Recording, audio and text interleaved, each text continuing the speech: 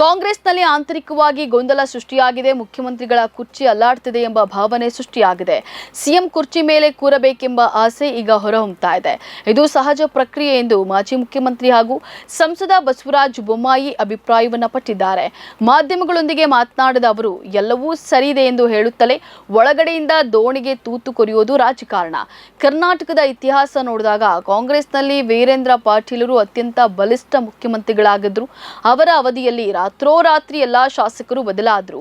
ಮುಂದೆ ದೇವರಾಜ್ ಅರಸು ಅವರನ್ನ ರಾತ್ರೋರಾತ್ರಿ ಬದಲಾವಣೆ ಮಾಡಿ ಆರ್ ಗುಂಡೂರಾವ್ ಅವರು ಮುಖ್ಯಮಂತ್ರಿಗಳಾದರು. ದೇವರಾಜು ಅರಸು ಅವರು ಎರಡನೇ ಬಾರಿ ಸ್ವಂತ ಶಕ್ತಿಯಲ್ಲಿ ಆರಿಸಿ ಸಿಎಂ ಆದವರು. ಎಸ್ ಬಂಗಾರಪ್ಪ ಅವರಿಗೆ 183 ಶಾಸಕರ ಬಲವಿತ್ತು.